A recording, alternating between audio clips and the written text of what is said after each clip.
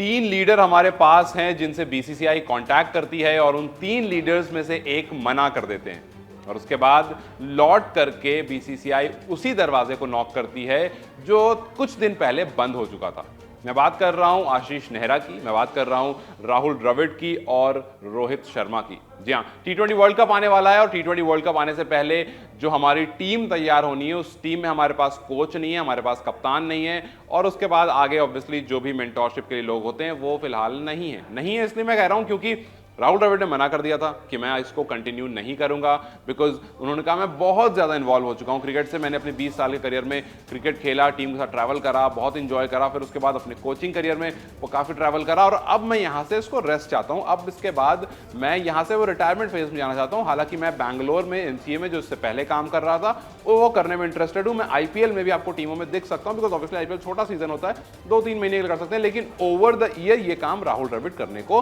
तैयार नहीं थे। दूसरी तरफ रोहित शर्मा ने भी कह दिया था कि मैं टी20 से थोड़ा दूर रहना चाहता हूं और ये बात आपने देखी भी होगी कि टी20 वर्ल्ड कप जो इससे पहले हुआ था उसके बाद दोनों रोहित शर्मा और विराट कोहली दोनों ही इंडियन टीम में टी20 क्रिकेट टीम में नहीं दिख रहे हैं। वो लगातार रेस्ट पर रहते हैं।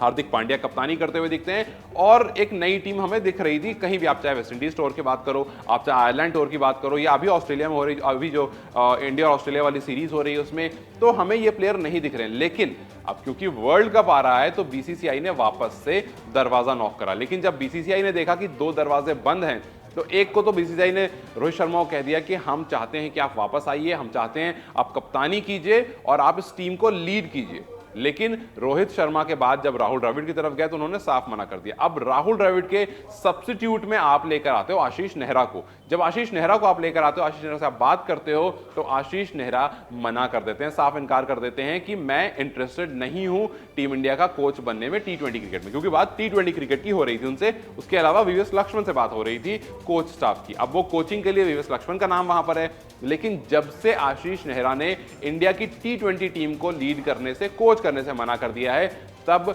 वापस से राहुल द्रविड़ की तरफ, जो उनके कॉन्ट्रैक्ट की तरफ, जो 2 साल कॉन्ट्रैक्ट उनका इस वर्ल्ड कप में खत्म हुआ था, वापस से उस तरफ बीसीसीआई जाती है और बीसीसीआई कहती है कि 2022-2024 में जो नेक्स्ट टी20 वर्ल्ड कप होने वाला है एटलीस्ट वहां तक उनका कॉन्ट्रैक्ट एक्सटेंड कर दिया जाए। अब राहुल द्रविड़ और रोहित शर्मा की जो दोनों की अपनी जोड़ी है, जिस तरह से उस टीम ने वर्ल्ड कप के फाइनल तक आए, बहुत अच्छा हमारा टूर रहा वर्ल्ड कप का, लेकिन उसके बाद जिस तरह से टीम फाइनल हारी थी, बहुत सारे स्पेकुलेशन होने लगे थे कि क्या रोहित आगे नहीं जाएंगे, क्या राहुल द्रविड़ आगे नहीं जाएंगे। राहुल द्रविड़ ने क्लियर कर दिया था, लेकिन बीसीसीआई चाहती है कि ये जोड़ी फिर से दिखे और एटलीस्ट एक और वर्ल्ड कप ट्राई करे, बिकॉज 6 महीने से भी कम का टाइम है या लगभग 6 महीने का टाइम है, तो एक और ट्राई किया जाए सेम यूनिट के साथ। और अगर आप सेम यूनिट को लेकर आते हो तो जाहिर सी बात है आपको विराट कोहली भी दिखेंगे। तो रोहित शर्मा हो गए, विराट कोहली हो गए, शुभमन गिल हो गए, केएल राहुल हो गए, तो इसका मतलब है कि और पेसर्स में आपके पास वो 3 पेसर्स रहेंगे,